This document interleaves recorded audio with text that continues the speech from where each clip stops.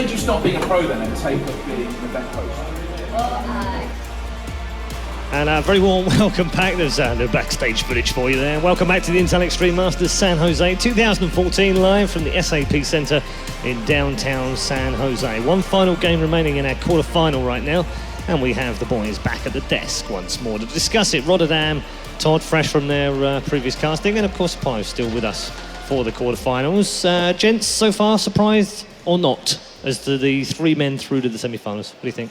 Not too surprised. I really think that Rain was going to advance, like I said all along, even though that was a lot closer than I expected. Yes, I don't think I've ever heard you say at all at any point this weekend that you thought Rain would do well. Kolaris disagreed with you as well. I know, and I love how he disagreed with me when like Rain was down 1-2. I was like, wow, Kolaris, this is really where you're going to take a stand. And I love that it backfired. He's never going to hear the end of it, I think. No, he definitely shouldn't either. What about GuMiho now and Jaedong? It's a big game for both of these players. I spoke to a couple of GuMiho fans actually outside who said they were looking forward to this and they think he can take Jaedong down, but they're now worried because Hero has gone through and they were hoping Snoop would go through because that would make GuMiho's passage to the final easier. Do you agree with that? Yeah, I do actually. I think this game's really close. Very difficult to call. Jaedong's played very well recently against Terran, and GuMiho's just playing overall well anyway. It's difficult to call. Hero, for me, like you guys have been saying all weekend long, these two are the favorites, Hero and Rain, to go to the finals. I think that GuMiho stands a better chance against Hero. Would you agree with that? Jaedong, I don't think as much. Yes, I think I would agree with that. Yeah? Even though Jaedong did look good in the series he won against first, overall I still don't have that much confidence in his ZvP. Like it's still a little shaky, and Hero is such a smart player. Like he knows how to take advantage of Zergs that don't really figure the matchup out 100%. But I agree with Sean. I think this is a very difficult series to predict because GuMiho is a player that we're still a little bit unfamiliar with. Of course, you know, we've known him for ages, but he went off the radar for a while, and now suddenly he's back. He's playing some really good StarCraft, but this is Jaedong on a big stage in front of a lot of people, and then predictions, it's almost impossible. Yeah, it is. It's tough, isn't it, when it gets to the stage of the tournament as well, with all the things that we've seen. With the two players, the way that they've matched up and have gone through the tournament, GuMiho, you have to remember, started back in the open bracket. And this wasn't an automatic qualifier, wasn't a seed. He started in the open bracket. So he's proved already, beyond doubt, that he's a world-class player that can play at the very top end. Absolutely. He's played very, very well here, but I don't think he's been truly tested yet in this tournament. I think he's played against a couple of decent players and he's shown his own skills, but no one's really tackled him properly yet and put pressure on him and said, okay, I can actually beat you, and taken a lead against this guy because he's been dominating. He dominated the open bracket and he played extraordinarily well in the group stages. But I think on this kind of stage, if Jaedong gets momentum, takes 1 or 2 games, I don't know how GuMiho will do. He said all the time, he's always nervous back there. Yeah, of course, we're missing someone this weekend that we usually have amongst us. Jeff in Control Robinson, he's busy doing something with strange shaped balls or something. So instead, what we're going to do is we're going to put Todd in the position of In Control. I want you to channel the honour of In Control. Well, this is really easy. And give up, it should be, and give us why Jaedong will win this next game. You've got to be exactly like In Control. So forget what Todd would say. I did not know this was going to happen. I don't know what to say. All right, guys. So well, you didn't have to sound like Jaedong's Jaedong's the greatest. He's on EG. He's the best player of all time. He's been a legend for 10 years back in Brood War. You do this better than me, so you do this. Okay. I'll give it a go. In Control, this one's for you. This one's for you, In Control. Here we go. I think I've built this up too much. This better be good, otherwise the career is ended. All right, well, you guys are just simply wrong. Jaedong is the tyrant for a reason. He's been around for 10 years. He's a Brood War legend. And when he wants to win, he can win. He's one of the best Zerg players. He misses just a little bit. But when he gets there, he can win any tournament he wants to. And he wants to win this. He's going to win it, Todd. It's going to be a 3-0. Whoa! In Control! That was amazing. I don't know how close that was. I think I was not too far. Very close. You stepped up in place of Todd, who failed miserably, and you delivered, Mr. Apollo. You delivered. It was very good. Well, why don't you try? Almost believe. No, because I can't do that. Exactly. Apollo's he's taken the stage now. That's it. He won the game instantly there over all of us. Seriously though, so what are your thoughts on this matchup? On one hand, we have a GuMiho, who, as mentioned before, didn't particularly impress while on CJ. And then now he rejoined this new team. It's one of his first big tournaments since then. And he's impressed me quite a bit, but I do think that Sean had a good point, that he hasn't really been tested nearly as much as he's going to be now, playing in the front of a huge audience against a Jaedong who feeds off the support of all the people here. Jaedong, on the other hand, he's finally playing quite well against Terran. I just don't know how much in general. He was pretty impressive against Port, but it might have been Port, as well, not playing his bestest. And now he's going to be up against a GuMiho who's, I think, in Terran versus Zerg, very, very strong. So very, very different too. Very different to Port. Like, it's completely different style. We're going to see mech. I'm maybe see weird the mix thing as well that he did before with a bit of mech. And that could surprise Jaedong. I think that may very well surprise Jaedong. I don't really know how Jaedong's going to approach this one himself. Over in Korea, SOS just won another tournament and won a lot of money, and Marine King took another second place. So why not? Everything is fine in the StarCraft world. We've already established. Maybe a second place for Jaedong as well here. Really? Oh god. Oh, Wow. look at that evil grin. Okay. That was not in control. Right. Okay. Exactly. So Jeff would never say that. No, quite. Very quickly, gents, along the line. Firstly, Apollo. Who are you going for? I will go with Jaedong. This is not in control. This is Apollo speaking. I'm going to go with Jaedong. I think it's going to be pretty close. It's going to be a good series, 3-2 Jaedong. Okay. Yeah, I actually want to say the same, 3-2 Jaedong. I think it's going to be very close. Just a couple of tricks, maybe a run by here and there, a couple of Jaedong tricks. The old dog still has it, 3-2 Jaedong. Todd. My head is saying GuMiho, but my heart is saying the Dong, so I'm going to go for my heart. Dong. The Dong. Okay. It is 3 out of 3. Oh, wait, hold on. It's 4 out of 4 for the predictions in control. Apollo, Todd, and Rotterdam have all gone for Jaedong here on the desk. It's time to get the players out on the stage, which means let's visit Rachel down on there. I know. I was hoping for Smix too. It's fine. Guys, I'm so excited to see all of you here at the stadium. This is the SAP arena where real sports happen. Now where esports happens, and they've proved that they can put butts in the seats. So give a round of applause for yourself for showing up and for making it happen here. We have the final match of the quarterfinals coming up now to determine who moves on to the semifinals. And not only do we have a $25,000 prize pool at stake, but we have 4,000 WCS points, which we know turn into a big deal come the end of the year. So please give your support to both our players. First up, from Invasion, GuMiho.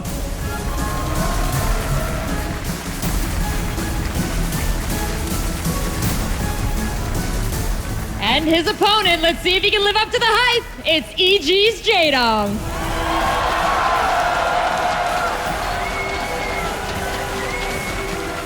Gentlemen, the crowd is hungry for blood. Shake hands and give them what they want. Casters, take it away. All right, hungry for blood indeed as we get into our quarterfinal of the day before we get all to those semi-finals between GuMiho and Jaedong now. And a lot of predictions for Jaedong. The crowd seems to be behind him as well. You know, I remember yesterday I said, I didn't know GuMiho was that good. And then you just brought up the Aligulac history. He has won every single best of X for the last, I think, 22?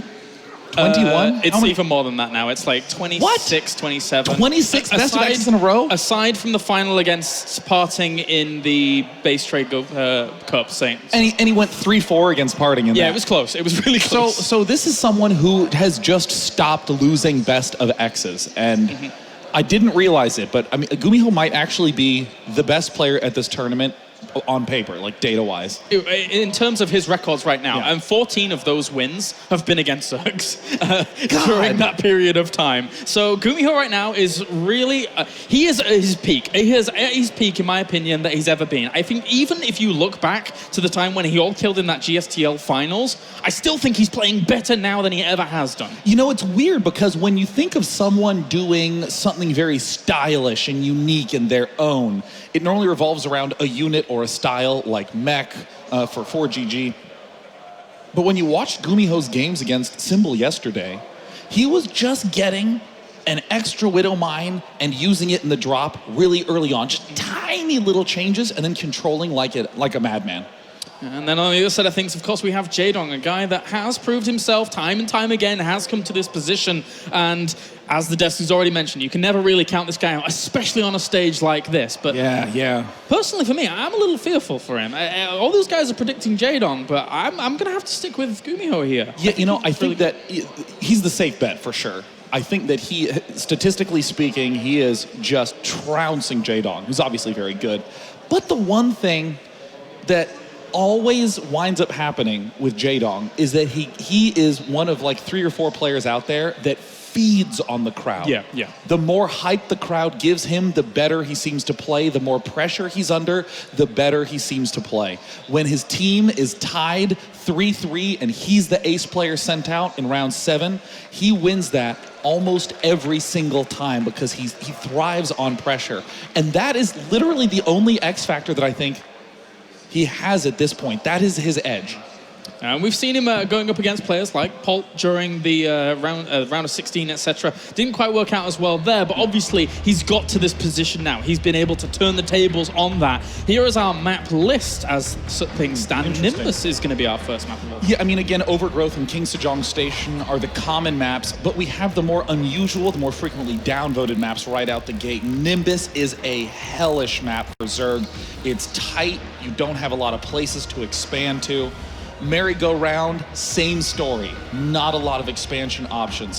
Things will open up for Jaedong as that series goes on, but GuMiho, I think, is going to have a glorious time on maps 1 and 2.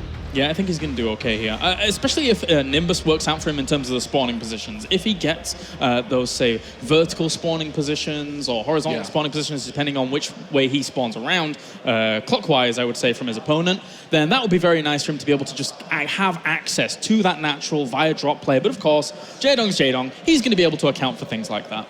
The big question I have is how all Zergs in the non-mirror matchups are dealing with the fact that the opening games have been pretty solved against Zergs and with the styles of old. This is why we've been seeing Zerg players opt for 3 hatch before pool so often, to get a lot of larva to break that mold. And we've also been seeing the timing attacks come out of Zerg against Terran, going for the most Baneling busts.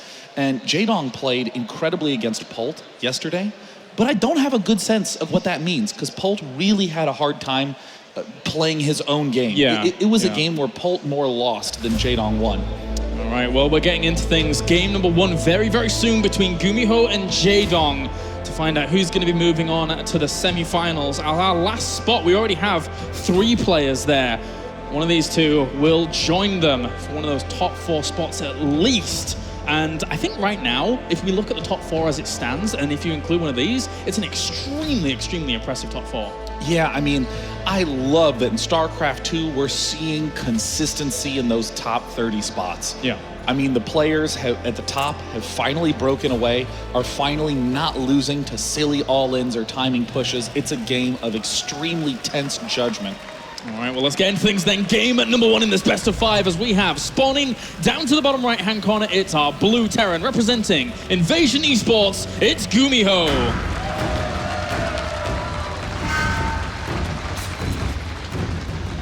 And his opponent, a player I have admired deeply for the last decade, and am thrilled to say he's still one of the top players in StarCraft 2. From Evil Geniuses, it is Jaedong!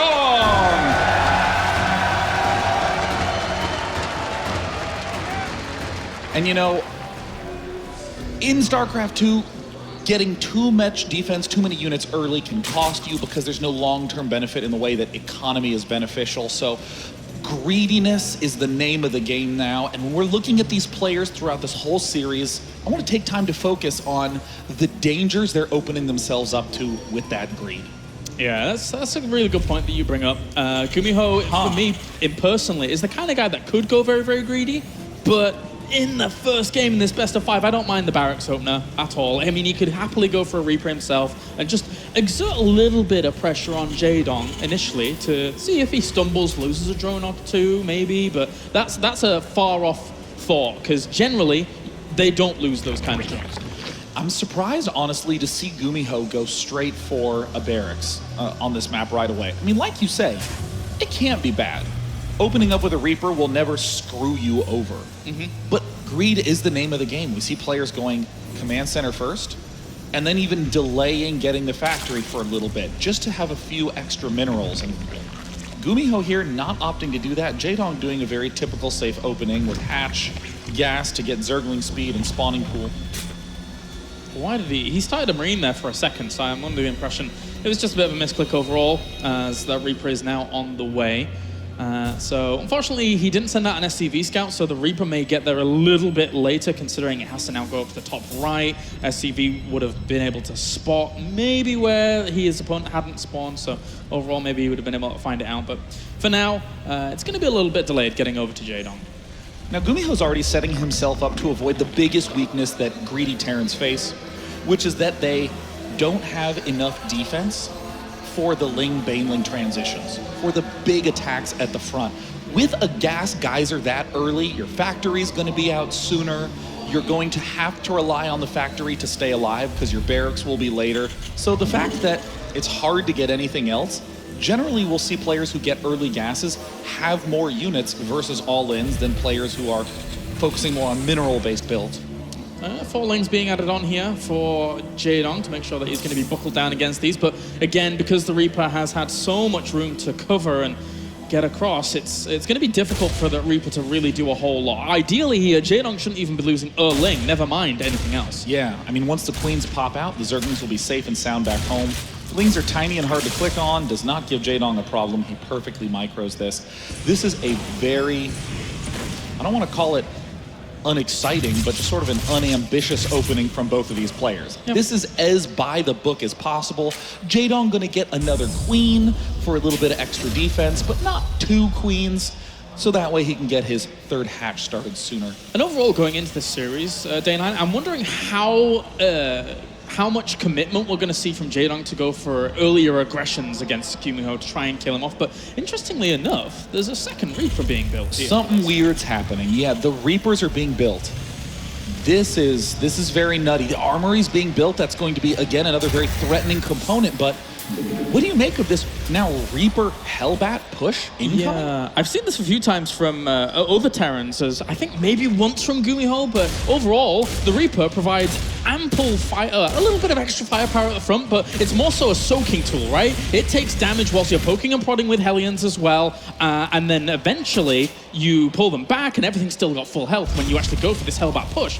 So this could do a lot of damage if Jaedong isn't responding perfectly to it. Jaedong's starting to notice something is weird because he saw the extra Reaper. Immediately Ling's getting produced. Immediately Queen's getting produced. A fantastic read from Jaedong. Seeing that Reaper was critical. Yeah, he needs quite a lot of Lings to be able to deal with this. And even then, sometimes you can get completely overrun. +1 weapons has already started here, as GuMiho is already committing to the idea of mech. I mean, we kind of got the idea that that was going to be the case anyway, but as you can see, those 2 Reapers already provided a little bit of firepower, a little bit of tanking.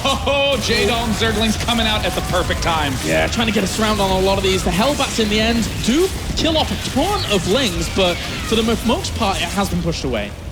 Fantastic defense from Jaedong based on a fantastic read.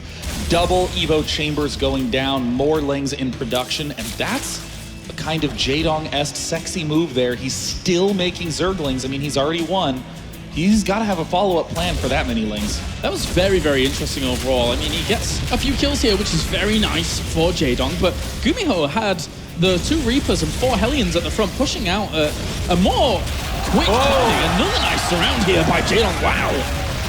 I mean, this is a decimation, and right now, if you're GuMiho, you're going to start to saying, oh my god, I just might lose to a huge attack coming in. More weirdness from GuMiho. He's getting a Marauder. He's getting Concussive Shell. I think he's going mainly mech, but with a little bit of extra anti-roach in there. I mean, he might be assuming, yeah, exactly, that's right, because he's already shown that there is an armory in play so early on, and Jaedong is probably thinking, well, you're no doubt going down the mech route, so maybe some roaches are a good choice here, but noticeably, he's already gone into melee upgrades as Jaedong here, so this could be very, very heavy Lings for the most part, with Baneling Nest on the way. Wow, more Zerglings, Baneling Nest. I mean, Jaedong has plans for an attack. While this attack's getting set up, I want to spend a brief period talking about the long-term plan. GuMiho doesn't really need to do much once he gets to the mid-game. the bottom center expansion, the right center expansion are basically his. And Zerg starts to have to ask, how the hell do I get enough bases? All of them are so awkwardly positioned that Mech's strength on this map is that those center 4 bases are so tight. So Jaedong's gotta get the economy going now, or he has to deal huge damage in the next 5 minutes. Yeah, there's actually a lot of Zerglings in production here. No doubt to be able to try and hold off this push that's coming across the map. It's not that potent here from GuMiho just yet with the amount of defense that Jaedong is setting up, and he's getting his Spire behind all of this as well. So if GuMiho got a few creep tumors at the front and then pull back, I think I'd be okay with that. But if he keeps going too far, he might get punished for it. Yeah, I mean, this is the sort of timing push that I think is more about creep tumors. But if GuMiho does commit, this is weird. I don't know what GuMiho's doing. He's just tossing away a whole bunch of units. Yeah, there wasn't too bad a split there, but Jaedong was completely ready for this and then pushes it back. It's very, very fast. Also, his third is being blocked as well here. A great move by Jaedong to slow down GuMiho's economy. I mean, Jaedong is seizing control of this game. I do not even know how to explain that attack, because now that all the Hellbats and Hellions are down, pure Lings can bust this tank at the front. They can. It's not that substantial an army that we're seeing here from GuMiho just yet, as this one Thor is slowly working away at Overlord, but actually it takes quite a while for that to die off. And overall, adding on an extra, was that an extra starport or was that the first one? Because that's coming in quite late here. That is the first starport. This is the punishment you get for opening up with a Hellbat force. You don't have a lot of good oomph. You don't have a lot of oomph to you there. Bit of oomph. Yeah, I mean, you know, the Banshees are amazing at denying expansions. No Banshees in sight. And with the Infestation Pit now going down here for Jaedong, I mean, it does present options. Obviously, to counter a mech style, you can go Swarm Host and be very, very comfortable. But what he could also do is, with his very, very strong melee upgrade focus right now, is he could probably get away with going up to Hive pretty fast as well, and then maybe focusing on more of a melee style. Yeah, I really, really like that. I mean, as we're seeing, GuMiho is going to try to make something happen with a little bit of counter harass. Jaedong doesn't even move his drones, annihilates it easily. The Swarm Hosts are not good as a mass numbers unit. Mech will eventually get enough firepower to overtake Swarm Hosts. But if you get some Swarm Hosts, it locks down tanks in an area. And then Jaedong can leap into action with Zerglings, with Mutalisks, and we see the Zergling upgrades coming in as well. So Jaedong is planning a lot of aggressive counter-attacky type play this game. I mean, if he also sticks with a few Mutas as well, mixes those in with the Swarm Host, that's a style that we've seen quite a bit of, actually. Swarm Host and Muta being very, very powerful against mech. So there are quite a few options here for Jaedong, even though I think a lot of people would say that Swarm Host really buckled down is one of the best answers to mech. So that's what Jaedong is going to try here, and I'm not expecting a huge amount of difference in the entire series across a lot of these games if Jaedong wants to deal with mech straight up. Jaedong with his Mutalisks just trying to clear the middle of the map. Mech can begin to be aggressive around 15, 16, 17 minutes, but not a lot sooner. So what we're seeing is a clock put on Jaedong. He has to make something big happen, either a big attack, a whole lot of expansions, or some sort of nice setup, which kind of looks like what the Lings and the Swarm Hosts are about. Oh no. But the biggest thing I'm worried about with Jaedong is the economy. What if you don't get enough bases up? I mean, it doesn't even matter. Yeah, he's right now he's on that pocket, that corner of his map, right, where the fifth base over to the left-hand side of the map in the middle, it becomes harder to establish as GuMiho starts wanting to move out to the middle of the map. But this is an interesting position there by Jaedong to just throw a few Swarm Hosts up to that top right, because he sees how passive GuMiho is being, so he can extend himself out a little bit further, even than his creep, because of how locked down and tight GuMiho is being. With that increase in Viking count, we're also seeing GuMiho getting the opportunity to sort of scoop around the middle of the map, clear out some vision. And once again, GuMiho does not need to do much right now. If you ever mech on this map, just take the right base, take the bottom base, and try to deny the other center bases. Never seen that, but there you go. Go get him. Go get him. You're doing well, Tiger.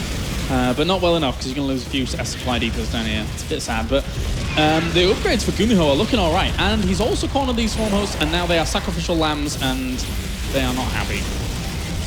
This is a nice pickup for GuMiho. He's been very patient. Jaedong has been trying to set up a nice play. Whoops.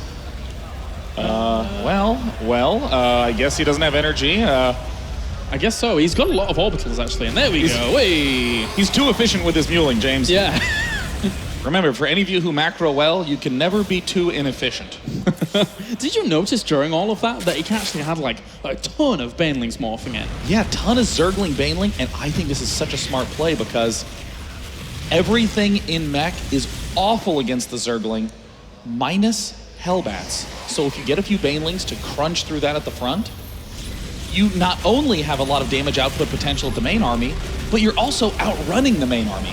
This is the moment where I'm a little bit fearful for Jaedong if GuMiho decides to try and spearhead on the almost maxed out notion of mech having +3 weapons, because it can get a little bit fearful. How many Swarm Hosts does he actually have right now? He has only 11. That's actually not too much. Counterattack at the right. Baneling's rolling right on in. Uh-oh, a very juicy base. He's gonna roll right in. There's not a terribly large amount of workers, and Jaedong tries to find brighter futures elsewhere in life. Yeah, he rerouted pretty quickly there and went elsewhere. So those Banelings are actually just going to leave. No, don't want that. See you in a few minutes. All right, yeah, totally. They're going to burrow there, hang tight, hang steady. We see more Zergling Baneling counterattacking action, again exploiting the immobility of mech, its greatest weakness. And as we see these Banelings, oh no, getting misclicked a little bit. Wait, did Jaedong get Adrenal Glands for his Zerglings? Did he get the Hive Tech upgrade? No, he didn't. I think GuMiho might just be ahead here. I really do think it's such a good position for him to be in. His army supply is vast. This army is so ridiculously strong. Those 10 extra Swarm Hosts that are on the way now, because he only had 11 before, you need more than 11 as a bulk to be able to stop a spearhead, because if you do not, and the mech army pushes through and keeps pushing, you're going to have a hard time stopping it. I mean, this base is almost dead in the water right now. With all the Zerglings Jaedong's making, it kills me to see him not get the Adrenal upgrade. It is the most under-researched upgrade in StarCraft 2, despite the fact that so many Zergs are Ling heavy in late game. More counterattacks from Jaedong sneak into the right and back sides. Jaedong is not going to give up yet. He's got to have extra walls set up to be able to defeat these like little counterattacks that are coming along, because buying the time for Jaedong is the most important thing when the mech is encroaching onto your territory, onto your creep, clearing that up. And Ultralisk Cavern on the way with +3/3 on the way as well. If he got that ultimate composition that we saw, I can't remember who did it just before, but the Blinding Clouds, the Fungals, if he could get like that with the Ultralisk as well, that'd be fantastic. But for now, he doesn't have it in his arsenal. I mean, we've been talking so much about Jaedong's answers because, let's be honest, GuMiho is playing unbelievably well. Tanks controlling the center, expansions getting gobbled up and shut down at the same time, and here's the huge death push. GuMiho is looking in it to win it. Yeah, that's a lot of Zerglings moving forward. So actually up against siege tanks that were unsieged. Blind Clouds as well will get on top of that. That's really, really good for Jaedong. Banelings march in and annihilate the core of the tanks. We're seeing 52 Zerglings in production, but Hellions and Hellbats are beginning to be built on the backside for GuMiho. He's starting to recognize that Zerglings are the unit of choice for Jaedong, but look at this. Jaedong is beginning to mount a counterattack with Swarm Hosts at the south side. God, Vipers were such the MVPs of that engagement there. Another big surround with all of these Thors being isolated away from good AoE to be able to shut down the Zerglings. A brilliant move by Jaedong. Again, that previous engagement he took was brilliant against GuMiho. I mean, I just want to say again, it would have gone even better if he'd gotten that Zergling upgrade. That's true. Adrenal Glands is...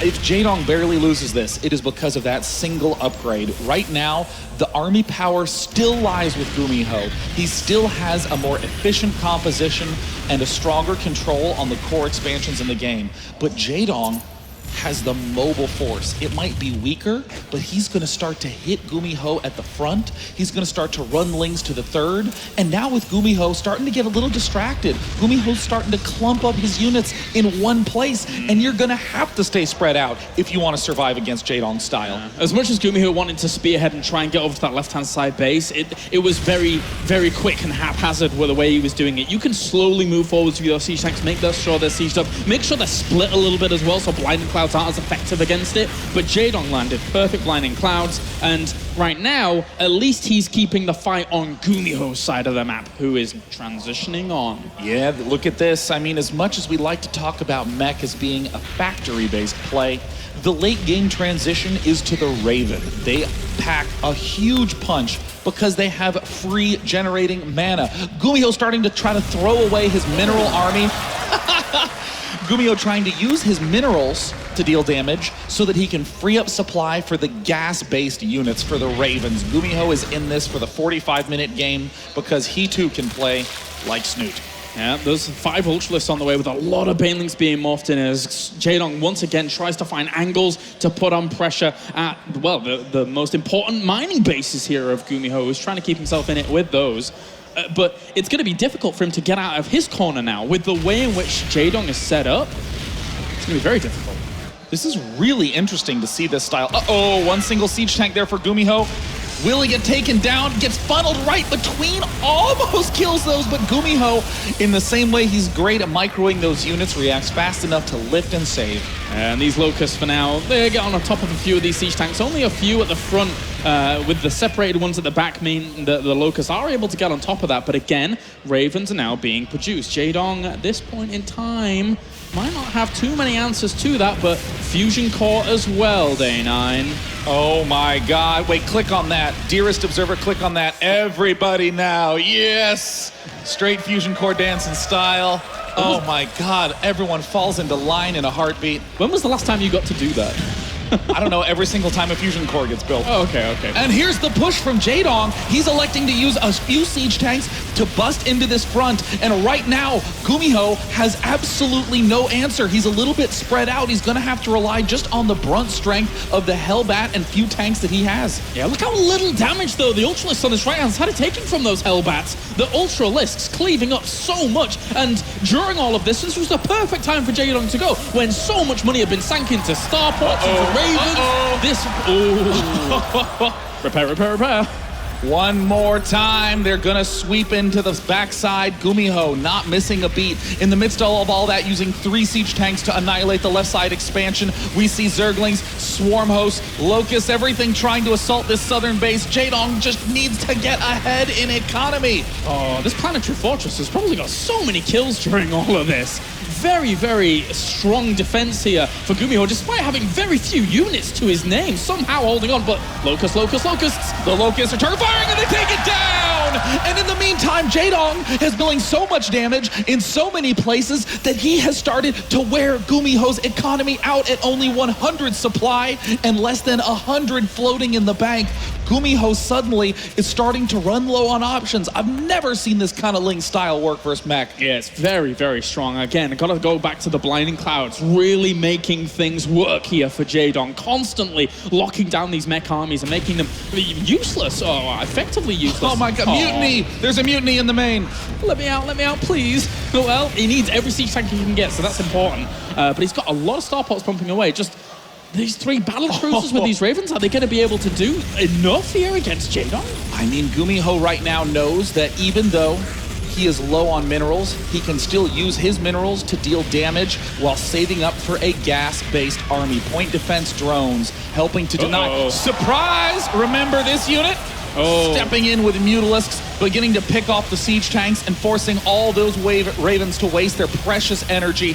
This is a disastrous blow to the defense of GuMiho. Yeah, he needed to keep these Ravens alive, but once you've got so many Ravens to your name, then maybe you're able to push through, but losing that many to Mutalisks alone, it makes everything less effective. It makes the battle cruisers less effective, the mech on the ground less effective. So that was a big chunk of GuMiho's army down the drain. GuMiho, again, despite being under such pressure, still finding the APM and wherewithal to locate weak points on the map. But Jaedong snuck out Mutalisks in the midst of all of this. Suddenly, things are starting to crumble. Things are starting to fall.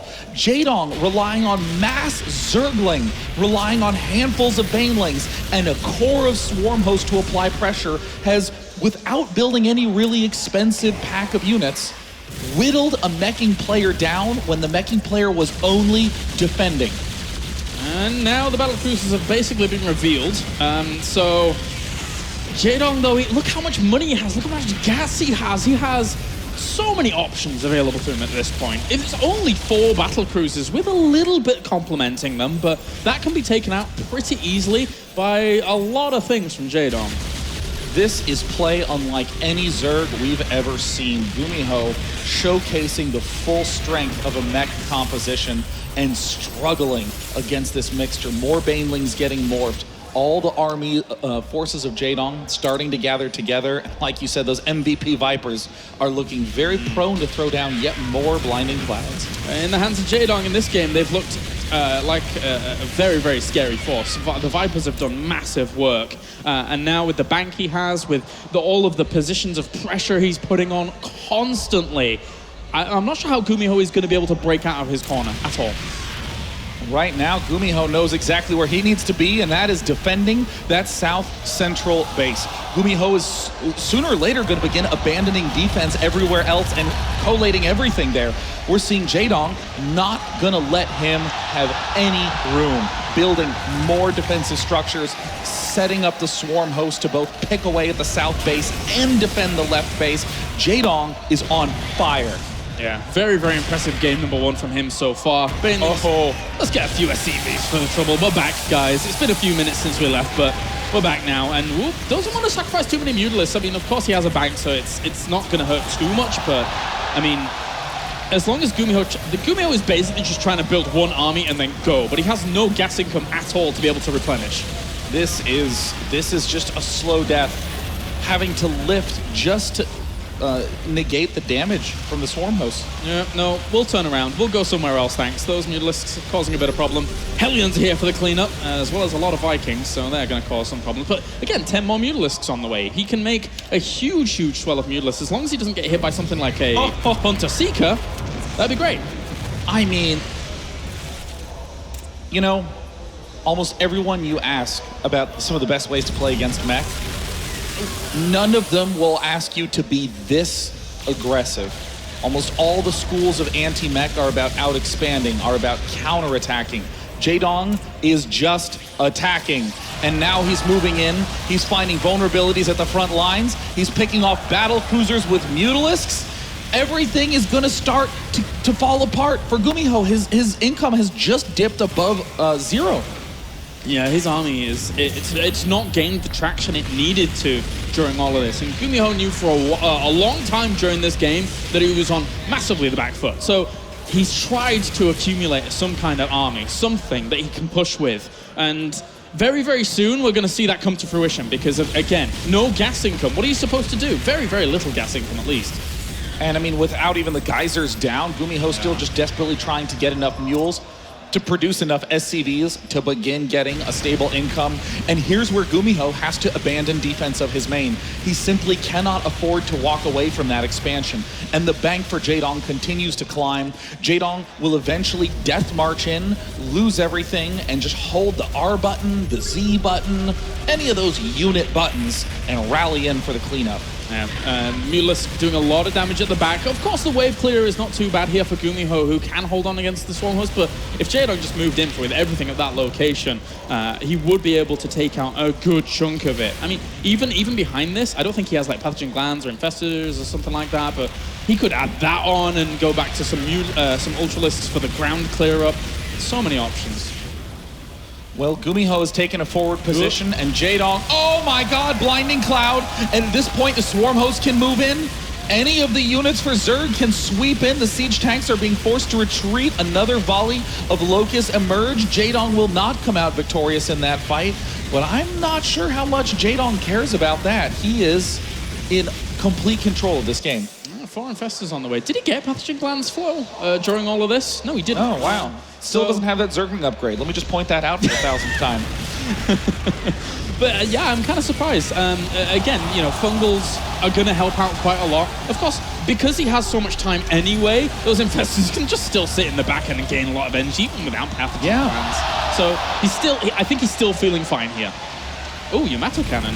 That's a lot of gas. That is a lot of gas to invest into this upgrade for like 1 or 2 battle cruisers. I mean, GuMiho's starting to say, okay, now that I think I have my defense, how can I begin to go on offense? And has decided that now's the time. I'm not so sure about that one, GuMiho, but he does manage to get a little bit of headway here. Not too much, though. He's still pinned to defending this base. Yeah, it's very difficult because a lot of his mineral income has gone to purely Hellions, because that's all he really could produce for the most part, which aren't exactly the most effective units against what we're seeing here from Jaedong. It's really up to the Vikings to hold the Mutalisks at bay for a long, long, long time here, and with the bank that we still see from Jaedong, I'm not sure how long that's going to last.